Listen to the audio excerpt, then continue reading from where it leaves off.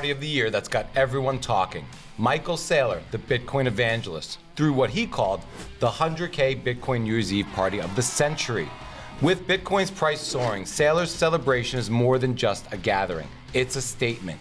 Will we see Bitcoin hit that 1 million mark by 2026? Stay tuned to find out more on how this could shape the market. Moving on to the political arena, we've got Donald Trump's inauguration coming up. Trump's been vocal about his pro-Bitcoin and crypto stance, promising to make America the crypto capital. What does this mean for Bitcoin holders? We'll break this down later in the show. And speaking of high-profile meetings, Michael Saylor was spotted having lunch with none other than Eric Trump at Mar-a-Lago. With Bitcoin on the menu, what kind of strategies were cooked up? We'll explore this intriguing connection and what it could signal for Bitcoin's future in policy and adoption. Hi, I'm Paul Tarantino. Welcome to BitcoinCenter, where we bring you the latest and greatest in the world of Bitcoin with the energy and proof of work of a Bitcoin miner. And I'm Cedric Youngelman. We've got an action-packed show lined up today, so let's dive right into the highlights. Switching gears to social media, Mark Zuckerberg has announced a significant shift at Meta. He's promising to expand freedom of speech. This is a new approach that could have profound effects on how Bitcoin and other cryptocurrencies are discussed and promoted online. Will this lead to a new era of crypto advocacy on the platform? We'll analyze this potential impact. Lastly, in the Tech Titans corner, Elon Musk's ongoing battle with what he calls globalists has taken a new turn. Musk's advocacy for Bitcoin and his critique of centralized control are stirring the pot. How will this influence Bitcoin's narrative and adoption globally? We're diving deep into this saga. That's just the start of our lineup. We have expert analysts coming on to make market predictions and more coming up on BitcoinCenter. So subscribe and pound the like button because we're here to keep you in the loop with all things Bitcoin, and you won't want to miss our upcoming episodes. Hold your keys, keep your eyes on the screen. This is BitcoinCenter, and we will hash a week's worth of Bitcoin news in 20 minutes. In this week's segment of Quant Corner, we have Tim Kotzman here to discuss why MicroStrategy is the trade of the century. Coming at you from our first BitcoinCenter Quant Corner with the host of the Bitcoin Treasuries podcast, Tim Kotzman, live from his office in New York City. Tim, why is MicroStrategy the trade of the century? MicroStrategy is the trade of the century because they have a massive head start. It would be at this point extremely challenging, if not nearly impossible, for another public entity to catch them, not only with their levered long position compared to their operating company, but compared to their average acquisition price of Bitcoin. So I think you're going to see MicroStrategy continue acquiring Bitcoin through their offerings to the traditional markets that they want, along with, I just think you're going to see MicroStrategy become a Bitcoin bank, a Bitcoin insurance company, a Bitcoin investment company, and ultimately the Bitcoin institution with a broad offering of Bitcoin-related technology products and services. So, a lot of us have always just kind of looked at MicroStrategy just like a levered Bitcoin play. Sounds like it's a lot more than that. How do you describe that in more detail? I think at first blush, it certainly is a levered Bitcoin play. I think the detail that is sometimes overlooked and really enticing is that as you are experiencing through a share of MicroStrategy, the volatility price of Bitcoin, they're accretively adding Bitcoin to their balance sheet. So if you have one Satoshi per share, you're just going to sit there with your share, but then you're going to have 2 Satoshis per share. Your Satoshis per MicroStrategy share is increasing, which is just very novel. And obviously that's what shareholders want. It's very accretive and they're just going to continue that strategy. So as they add more Bitcoin per share, and it essentially becomes more and more levered, and you're going to get, I would assume that leads to more excess volatility. Is that a feature or is that a bug for the stock? So the increased Satoshis or increased Bitcoin per share is the key performance indicator, KPI, that they're measuring their activities with, but it's not necessarily adding to the leverage. It's adding to the amount of collateral per share. So your share is becoming more valuable, not necessarily more leveraged or more volatile. All of this sounds very bullish, I'd like to ask, what are the risks from MicroStrategy? How would this trade fail? I don't see any outsized risk. Of course, there are risks with any trade. And as a public company, those are all disclosed in the public filings. I think at this point, having a prolonged multi-year, uh, not favorable, hostile regulatory environment here in the US would be a risk. I don't see us going into that with this new administration or some unforeseen, unfixable bug with the Bitcoin code, with the Bitcoin blockchain, which again, based on the last 15, 16 years of Bitcoin, I don't think is likely. With all of this in the background, then, what do you see for the price action for MicroStrategy in 2025? I think you're going to see a lot of volatility. I think you're going to see a lot of accretive purchasing of Bitcoin. And I think you could see us end up with a MicroStrategy price that is $2,100 by the end of 2025. So from a base of $300, 7x is not bad for the trade. Well, this has been very illuminating, Tim. I really appreciate you coming on the first Quant Corner of BitcoinCenter. Thank you so much. Thank you, guys. Make sure you like and subscribe to meet the quants who are driving number go up. We want to bring you our first BitcoinCenter Pleb of the Week, Gladiator, who runs the irresponsibly long MicroStrategy community on X. Gladiator, when did or how did you first become aware of MicroStrategy and Bitcoin? I started trading full time, or at least trying to, in 2023, and I joined an X community or Twitter community at the time, and they really normalized Bitcoin for me. Although they never explained it, it was more of a trading group based off charts, and they kind of just treated it like anything else, whether stocks. So that made me have more of an open mind to it, because I was surprised at first that the group was looking at Bitcoin like any other stock, because I thought it was, I always had this weird notion about Bitcoin that it was a little weird, and then that normalized it for me. So I started looking at Bitcoin more like any other trade, and then I traded it a tiny bit, I think, different Bitcoin stocks throughout the last 2 years. And then what ended up happening, I didn't really understand it at all through any of this, but what ended up happening was the very last days of September, someone I followed on X, a good trader, said, "Look at this Bitcoin chart." It was a cup and handle going back about 4 years. He said, "This is clearly the sector of quarter 4." So I looked at it. I said, "Wow, this is the same chart I've seen throughout all the other." I've read books about the cup and handle. It's the chart you look for. So I said, "Wow, something big's happening here in Bitcoin." So I immediately started buying Bitcoin stocks. I bought a little bit of IBIT. I bought MicroStrategy, Coinbase, I think, because I knew nothing about which stocks to buy. I just started buying, and I learned from my past in trading that relative strength was important for stocks. So such as Nvidia was always the best semiconductor, and just because it was outperforming the other semiconductors doesn't mean you want to diversify into other semis. So that's why I started going long specifically in MicroStrategy and ended up going all in MicroStrategy, because I saw the relative strength there. And then as I was doing this, I really started diving into it before I started understanding it. But concurrently, at the same time, I started watching Michael Saylor podcasts, which really helped clear up the Bitcoin notion for me. And then I felt a little more comfortable with it, because I thought not only is the chart there, and the data was there too. I looked at the data on halving years in the following year, and the quarter 4 of halving years was always really bullish, and then the following year was really bullish.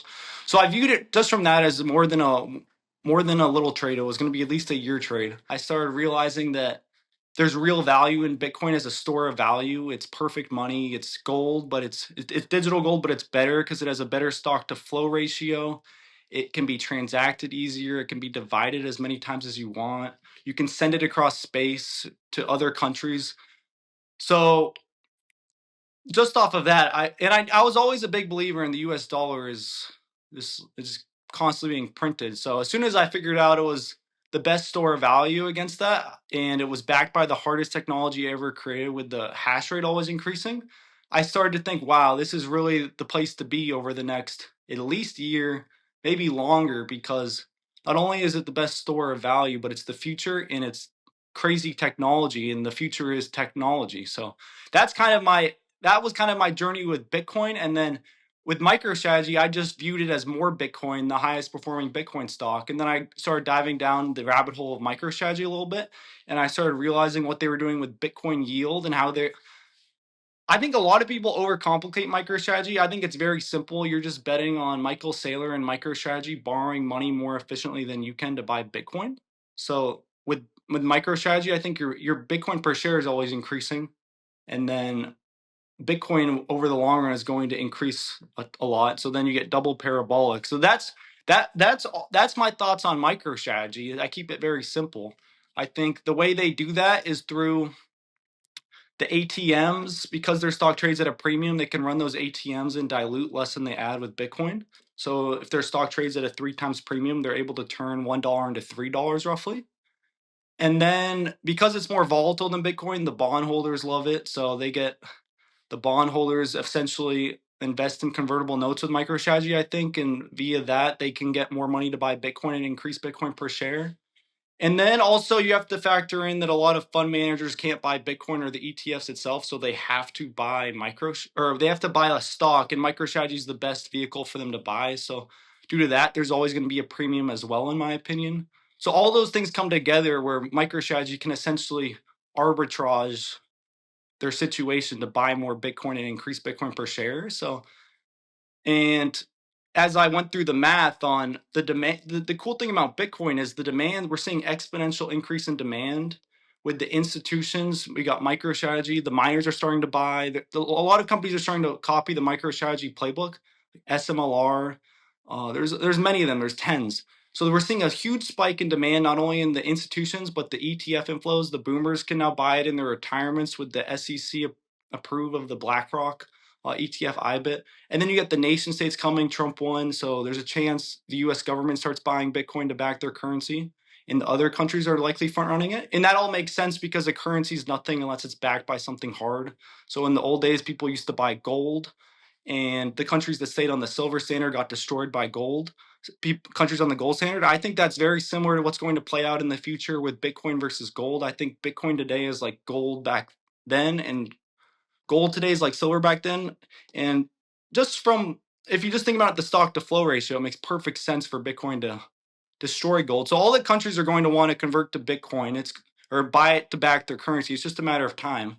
And long story short, all these things lead to a exponential increase in Bitcoin demand, which where you get the super cycle. And unlike other commodities, you can't increase the supply of Bitcoin once that demand spikes, because the supply is fixed with the amount released by the miners each day and each year. And there's only 21 million forever, and there's already over 19 million in circulation. So what we're going to see, in my opinion, is we're seeing exponential demand spike, and the supply is already what it is. So then it's just going to go parabolic. And so if say everyone in the world decided tomorrow they wanted to buy silver, what would happen would just be a lot of people in the world would just work harder to make more silver. The miners, there'd be more minings created to create more silver. They'd work harder. So you'd see a temporary spike in the silver price, and then it would come back down to reality. Whereas for Bitcoin, you see we're seeing a massive demand spike, and everyone's realizing it's the best thing to buy, but the supply is fixed. So I don't really see a way for over the next year to 10 years, Bitcoin doesn't hit 1 million, maybe 10 million in 10 years. And then you factor in MicroStrategy's always increasing Bitcoin per share, and they're going to trade at a premium, and eventually they're going to be a Bitcoin bank, I think. So all those things lead to MicroStrategy, I think, taking over the world over the next year to 10 years. And then, but by the way, I still like Bitcoin. I think Bitcoin's the reason why MicroStrategy is going to be successful, but MicroStrategy, I think, in my eyes, is just more Bitcoin. So anyways, Gladiator, let me interrupt you real quick, and I want to find out from you. I mean, everything you're painting, that picture that you're painting, you're being very calm and just nailing the facts, but this is like super bullish, and you're painting a picture where if a Bitcoin 10x's, what happens to a stock like MicroStrategy? What do you see over the course of next year? How bullish do you think it could get?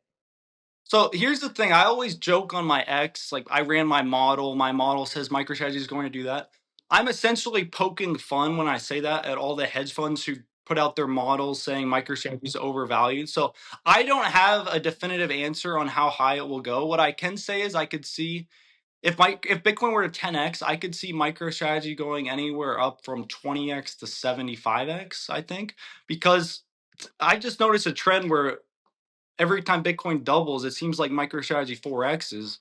So if Bitcoin doubles 3 times over the next year to get to 1 million, that would be 4x's for MicroStrategy, which would be a 64x.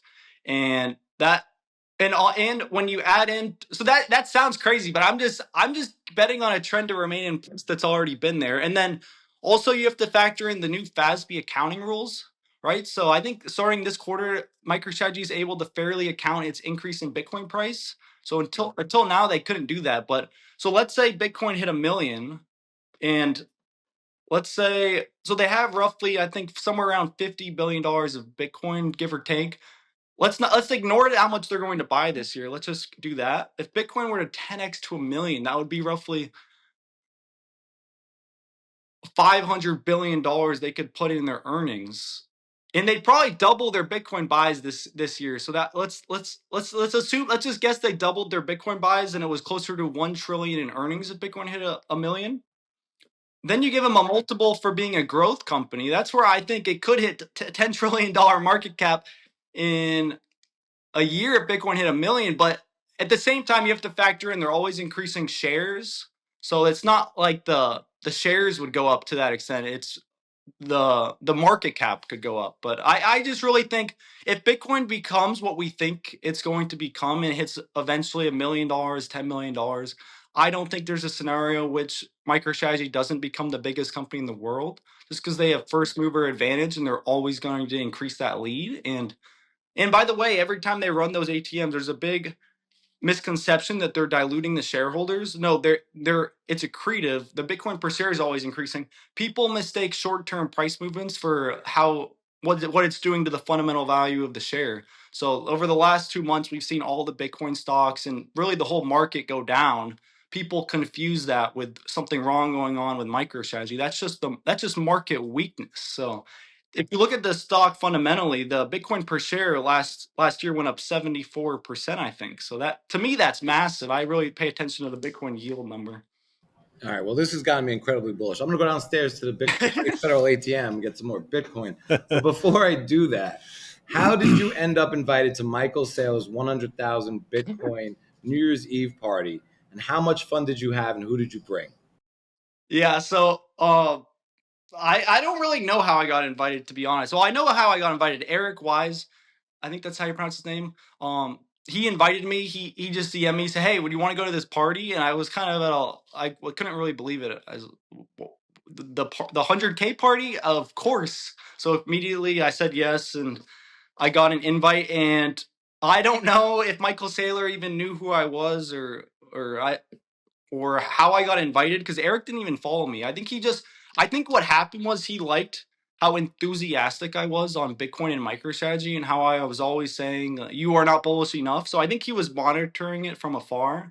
And he just said, "Hey, this guy will probably be fun to meet. Let's invite him." So that's how I got invited. And then, yeah, the 100K party was super fun. I got to meet a lot of cool people, and obviously I got to meet Michael Saylor for a couple minutes. So that was really epic. It was really cool to be at the 100K party, especially with the context of I think Bitcoin's going to be the future, because that party was done at a time when I'd say 99% of people didn't believe in Bitcoin. So I post that to my friends, right? They don't really even see the value of meeting Michael Saylor or being at a 100K party. They think I'm closer to following a Ponzi scheme or scam than I am to being on to anything. So it's kind of weird, because I feel like that was really cool, but then to the general public, they don't really see the value of it. So that's interesting to me. I feel like we're at an interesting point in history where to some people, Bitcoin is obviously going to be the future and take over the world. And we kind of see it clearly, but then 99% of people still are so against it and think it's going to crash. So I think that's kind of the interesting thing is the perception of it. Because when you're in the party or you're in the Bitcoin community, it's easy to fall into oh, this is clear, this is obvious, everyone has to think this. It's so, but then you enter the real world, or you post it to your friends, and they're kind of just questioning you and thinking you're crazy. So that was also kind of funny to see. But yeah. Yeah, man, it was awesome to see you there. I love that you were wearing your MicroStrategy shirt and took your Yeah, it was nice to meet you too, mad Cedric. respect. Yeah, it was great to meet you. Have fun playing with your MicroStrategy. How did that kid get so smart?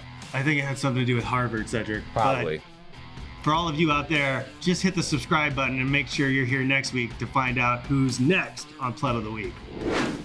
I'm very excited about this week's segment of Inside Bitcoin, where we have CJ Konstantinos here to discuss a strategic Bitcoin reserve. Awesome to have you on the show again, CJ. This is such an exciting time, and we just got a few questions for you. I want to start right off the bat with, what do you think the odds are that we get a strategic Bitcoin reserve on day one? Oh, I don't think a lot of people are going to like this answer, but the truth is, I think the odds aren't really that good.